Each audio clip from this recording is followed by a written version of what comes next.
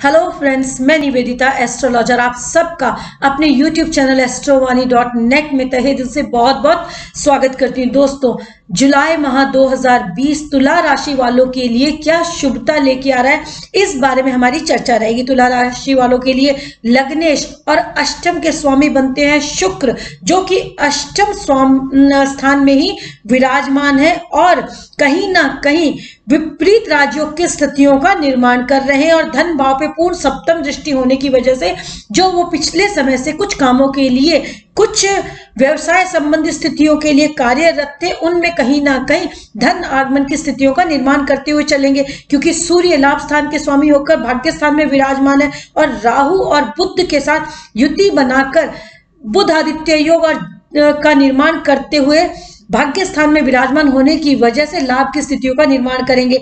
अचानक से भाग्य में वृद्धि देखी जाएगी, क्योंकि केतु भी पूर्ण सप्तम दृष्टि से भाग्य स्थान को देख रहे हैं। और 30 जून को जो गुरु ने अपना राशि परिवर्तन किया है, मूल त्रिकोण राशि धनु में और पूर्ण सप्तम दृष्टि से भाग्य स्थान को देखना तुला राशि वालों के लिए खूबसूरत समय का निर्माण करते हुए आ रहा है। आने वाले समय में इनके भाग्य में, इनके धन में, इनके कर्म क्षेत्र में, इनके पारिवारिक माहौल में कहीं ना कहीं वृद्धि देखी जाएगी। लेकिन जरूरी हो जाता है कि अपने पारिवारिक माहौल में कॉर्डियल होके चले। माता पिता के साथ किसी भी तरह के वैमनस्य की स्थितियां, किसी भी तरह के वाद विवाद की स्थितियों से इन्हें इस गोचर के दौरान बचना चाहिए। अगर स्व अर्जित भूमि से संबंधित या किसी पार्टनर से संबंधित कोई समस्या इनके साथ आ रही है, तो उसको जरूरी हो जाता है कि अपने बड़ों की राय के साथ सॉर्ट आउट कर लिया जाए, ताकि किसी भी तरह का कोई लीगल कॉम्प्लिकेशन क्रिएट ना हो। छोटे बहन भाइयों के साथ जरूरी हो जाता है कि बहुत बहुत कॉर्डियल होकर चले। किसी भी तरह के वाद विवाद की स्थितियों से इस गोचर के दौरान इन्हें जरूर बचना चाहिए, अन्यथा कहीं ना कहीं आपसी मनमुटाव होने की संभावना रहेगी। इस गोचर के दौरान उन्हें आलस्य से बचना चाहिए। अगर वो आलस्य से बचते हैं तो अपने कर्म क्षेत्र की स्थितियों में उत्थान को लाने वाले रहेंगे और लाभ की स्थितियों का निर्माण करेंगे। कहीं ना कहीं रोग ऋण शत्रु के अंतर्गत भी उनका बचाव इस गोचर के दौरान होगा। अगर उनकी किसी समस्या के लिए उन्हें बैंक के थ्रू ऋण लेना पड़ता है, तो वो उन्हें आसानी से उपलब्ध होने की संभावनाएं बनेंगी और कहीं ना कहीं जो स्थितियां पॉजिटिव होनी चाहिए उनका निर्माण होते हुए इस गोचर के दौरान उनके लिए आएगा। तुला राशि वाले हमेशा बहुत सामंजस्य करने वाले होते हैं रिश्तों के मध्य, इसलिए जरूरी है कि वो अपने पिता के साथ, अपने बाहर जो भी उनका काम होता है पार्टनरशिप में, उनके अंदर अपने बड़े बहन भाइयों के साथ, अपने छोटे बहन भाइयों के साथ बहुत कॉर्डियल होकर चले। पारिवारिक माहौल में कोई तनाव उत्पन्न ना हो, इस बात का विशेष ध्यान रखें। और स्व अर्जित भूमि के अंदर यदि कोई वाद विवाद चलने लग रहा है तो उसको भी आसानी से सॉर्ट आउट कर ले। कर्म क्षेत्र के अंदर भी उत्थान की स्थितियों का आगाज होगा। धन के भी रास्ते उनके लिए उत्पन्न होंगे। उनकी मेहनत एक सकारात्मक रिजल्ट लेकर आने वाली रहेगी इस गोचर के दौरान। और यदि कोई बाहर यानी अब्रॉड के द्वारा उनका बिजनेस है, तो उसके अंदर भी सकारात्मकता देखी जाएगी। ओवरऑल ये गोचर तुला राशि वालों के लिए पॉजिटिव रिजल्ट्स ही लेकर आ रहा है। बस उन्हें इस गोचर के दौरान अपने व्यक्तित्व में किसी भी तरह की अधीरता, एग्रेशन का आगाज नहीं होने देना चाहिए। अपनी वाणी को संयमित रखना चाहिए और किसी भी तरह के एग्रेसिव बिहेवियर, रोड रेज, गाड़ी वाहन के अंदर बहुत ज्यादा सावधानी के साथ आगे बढ़ना चाहिए।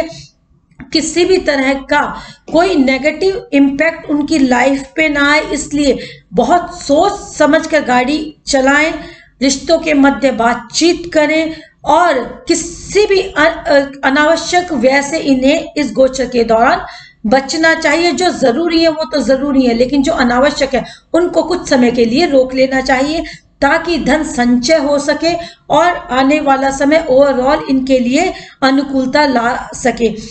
इस गोचर के दौरान उन्हें अपनी हेल्थ का भी ध्यान रखना चाहिए, क्योंकि कहीं ना कहीं हो सकता है इस गोचर के दौरान जो डायबिटिक पेशेंट है उनके लिए थोड़ी सी एडवर्स कंडीशन उत्पन्न हो जाए और वो कहीं ना कहीं उनके इन्फेक्शन को बढ़ाने वाली रहे। इसलिए जरूरी है कि अपने खान पान का, अपने दैनिक दिनचर्या का विशेष ध्यान रखें। मेडिटेशन, एक्सरसाइज अपनी लाइफस्टाइल में ऐड करें और ना गुस्से से बचें, क्योंकि ओवरऑल जब इनके व्यक्तित्व में गुस्सा या एग्रेशन आएगा तो कहीं ना कहीं इनकी हेल्थ को सफर करने वाला रहेगा। अपने जीवन साथी के साथ कॉर्डियल रहें, जीवन साथी के साथ किसी भी तरह के वाद विवाद से बचें, स्पेशली अपने ससुराल पक्ष के साथ कोई भी तनाव की स्थितियां ना उत्पन्न हो। यदि धन को लेकर कोई समस्या है तो उसे बातचीत के द्वारा सॉर्ट आउट कर लें।